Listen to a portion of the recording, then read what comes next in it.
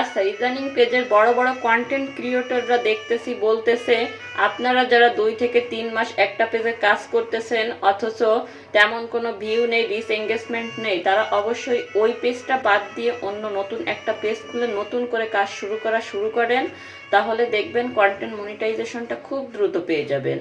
আমাকেও অনেক আপু ভাইয়া আসলে জিজ্ঞেস করতেছে যে আপু আমাদের কোনটা করা উচিত, যে নতুন পেজ খুলে কাজ করব নাকি পুরাতন পেজটাতেই কাজ কন্টিনিউ করব।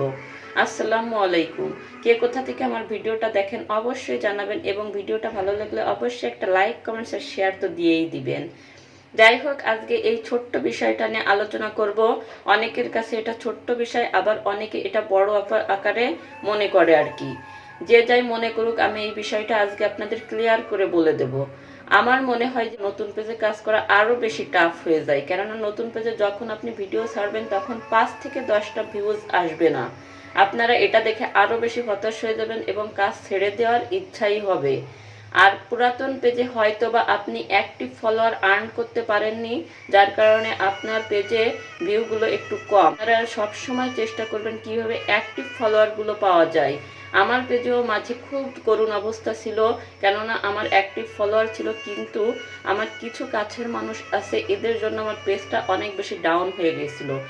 আমি দেখে দেখে তাদের একটা একটা করে ব্লক মারছি, এবং আমার যারা শুভাকাঙ্ক্ষী আছে তাদেরকে আমি অনেক শুভকামনা জানাই, এবং তাদেরকেও আমি সবসময় সাপোর্ট দিয়ে পাশে থাকি।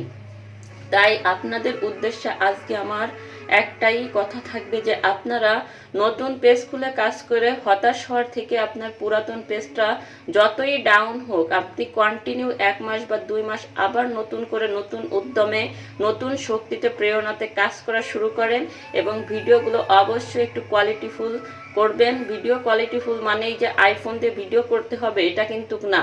আপনার হাতে যে স্মার্টফোনটা আছে এটা দিয়ে আপনি একটু সুন্দর ভিডিওগুলো করেন এবং রেজুলেশন সব কিছু ঠিকঠাক রেখে ভিডিওটা আপলোড দেন। আর ভয়েসটা অবশ্যই নিজের অরিজিনাল ভয়েস এবং অরিজিনাল ভিডিও দিয়েই আপনারা আবার ভিডিওগুলো কন্টিনিউ করেন, তাহলে দেখবেন আপনার ওই পুরাতন পেজেই 2-1 মাস কাজ করলে আবার আগের মতো সব ঠিক হয়ে যাবে। তাই এই বিষয় নিয়ে কোনো টেনশনের কিছুই নেই। আপনাদের এই বিষয়টা আমি একদমই সুন্দর মতো ক্লিয়ার করে দিয়েছি যে আপনারা নতুন পেজ খুলে কাজ করার থেকে পুরাতন পেজে কাজটা আবার নতুনভাবে কন্টিনিউ করেন, তাহলে দেখবেন খুব দ্রুত কন্টেন্ট সেটআপটা আপনারা পেয়ে যাবেন।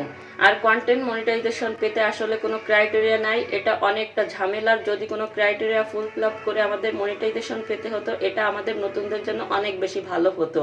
যাই হোক, সবাই ভালো থাকবেন। ভিডিওটা ভালো লাগলে অবশ্যই একটা শেয়ার দিয়ে দিবেন।